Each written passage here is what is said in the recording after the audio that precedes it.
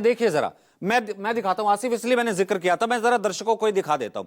देखिए flight radar 24, मैंने आपको कहा ना कि हर चीज ऑथेंटिक हम आपको दिखा रहे हैं, हर चीज जो इंफॉर्मेशन जो आ रही है सोर्सेज से नहीं, आर्मी की तरफ से, वो आपको बता रहे हैं। शाम को जब रक्षा मंत्रालय विदेश मंत्रालय की पीसी हुई थी, अब आप ये देख रहे हैं, एक तरफ आप देख रहे होंगे, देखिए भारत की तरफ के इलाके, देखिए चंडीगढ़, पंजाब, अब उस तरफ ये देखिए बीच में लाइन आई, ये बॉर्डर, उस तरफ देखिए लाहौर, सरगोदा, मुल्तान। भारत की तरफ से आप देखेंगे जो यहां पर जो इलाके हैं, यानी कि जो सरहदी इलाके हैं, वहां पर एक प्लेन नहीं है, ये फ्लाइट राडार है, वहां पर एक प्लेन मूवमेंट नहीं है। बिकॉज जाहिर सी बात है, अगर वहां पर मिसाइलें उड़ रही हैं तो अगर बीच में कोई प्लेन आ जाएगा, बहुत बहुत कुछ हो सकता है, बहुत बड़ा हादसा हो सकता है। अब देखिए पाकिस्तान चलिए, जहां से कल आ रही थी यहां पर मिसाइलें, जहां पर फाइटर जेट से मिसाइलें दागी जा रही थी, अब वो बिल्कुल कहां से दागी जा रही होंगी? अगर वो अपने एरिया से दाग रहा था, देखिए लाहौर बिल्कुल बॉर्डर के पास पड़ता है, इधर अमृतसर पड़ता है, इधर देखिए मुल्तान, वहां पर ये देखिए, ये जो आपको येलो येलो नजर आ रहे हैं, दीज आर पैसेंजर प्लेन्स। ये आम लोगों को जो कैरी करके प्लेन लेकर के जाते हैं, यानी कि एक मुल्क, आप इसे ऐसे समझिए, एक मुल्क वहां से खड़े होकर के भारत की तरफ मिसाइलें दाग रहा है, हमारी तरफ कोई नहीं है। वो ये चाह रहा है कि अगर भारतीय सेना ने संयम से काम लिया, विक्रम मिस्री के ये वर्ड थे, जो हमारे विदेश सचिव उनके ये वर्ड्स थे कि भारतीय वायु सेना ने काम लिया बहुत संयम से। क्यों?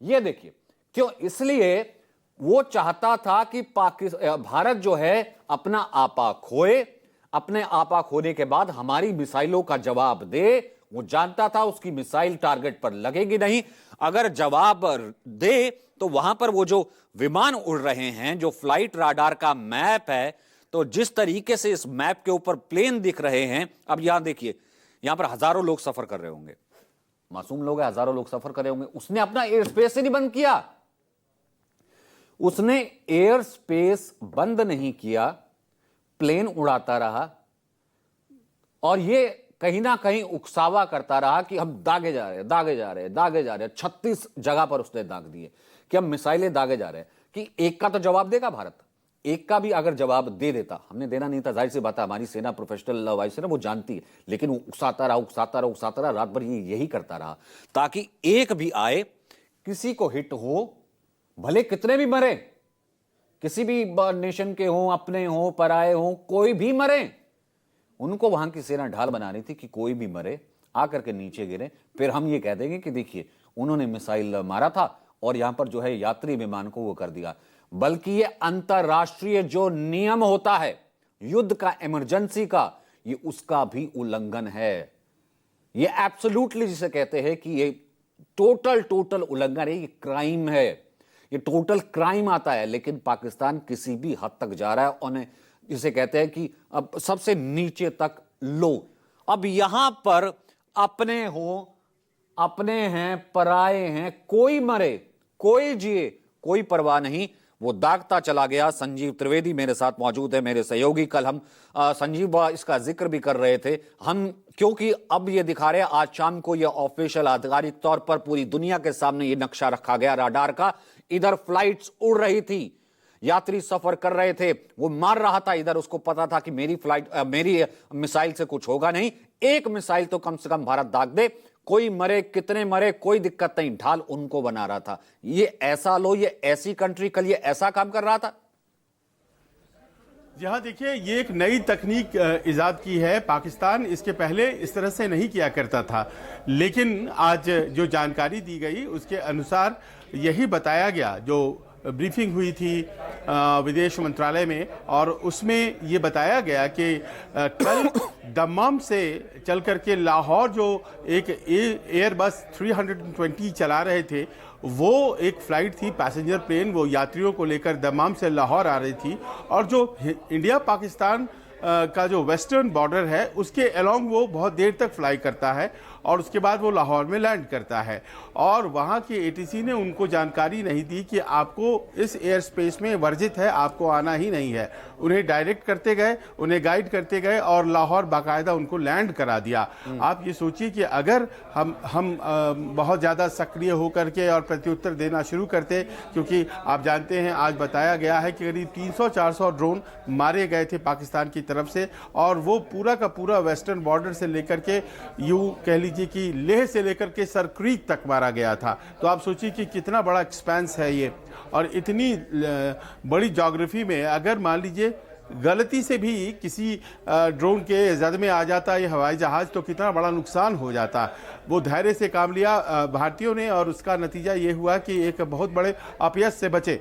आपने खुद नहीं, हम तो बचे वो चाह रहा था कि आ मुझे मार, वो इनको मार, वो इसीलिए वो कर रहा था, वो ढाल बना रहा था। और आज जिस तरीके से मैं इसको एक और साथ जोड़ दूं, आज ख्वाजा आसिफ क्या कह रहे थे पार्लियामेंट में आगे, हम मदरसों के बच्चों को जो है वो आगाह करना पड़ेगा, तो उनको भी आगे कर देंगे मदरसे के बच्चे, यानी कि वो सेकंड ढाल।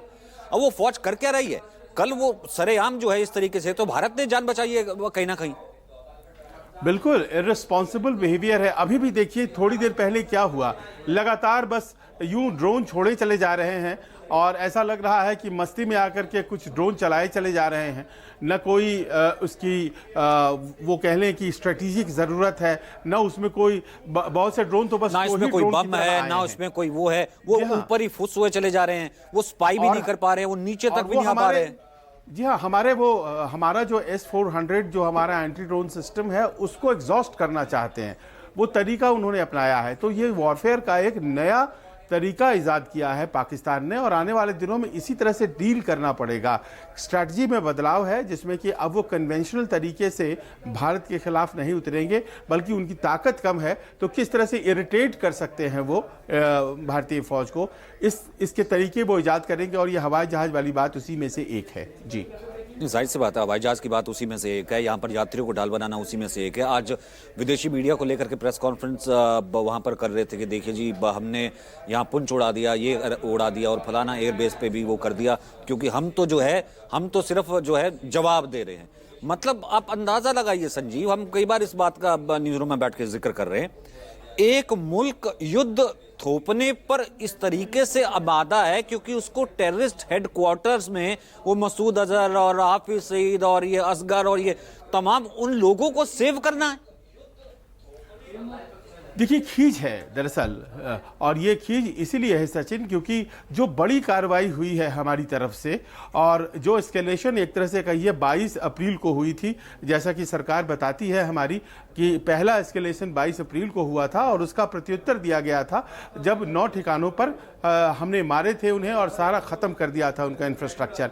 अब उस खींच को वो दोबारा कैसे फिर से करें, क्योंकि उनमें हिम्मत तो है नहीं कि एक बड़े स्केल के ऊपर फिर से वो हमला बोले हम पर। तो वो क्या कर रहे हैं कि कल रात में जैसे देखा गया या परसों देखा गया, लगातार वो ड्रोन चलाए चले जा रहे हैं, और उनकी कोशिश ये होती है कि कहीं कुछ धमाके हो जाए, कुछ नुकसान हो जाए तो उनकी आवाम प्रसन्न हो जाए। इस बात को लेकर के वो बड़े सचेत हैं कि फ़ौज के बारे में वहाँ के लोग सोचते क्या हैं, हमारी इमेज ठीक बनती रहनी चाहिए, और शायद यही वजह है कि इस तरह की कार्रवाई भी की जा रही है। उन्हें पता है हम बहुत रिस्पॉन्सिबल लोग हैं, हम कभी भी ऐसे ड्रोन्स फायर नहीं करेंगे अगर कोई पैसेंजर प्लेन उस राह में गुजर रहा है। और इन सब चीज़ों का फ़ायदा उठा करके पाकिस्तान अपनी युद्ध नीति को बदल रहा है, और ये बड़े हल्के लोग हैं ऐसा लगता है आज की तारीख में। पर नई खबर ये सामने आई है कि नवाज शरीफ आ गए हैं और उन्होंने अपने भाई को बोला है किया ना, बिल्कुल ठीक है। मतलब कितने हल्के लोग हैं। एक तो जैसे आज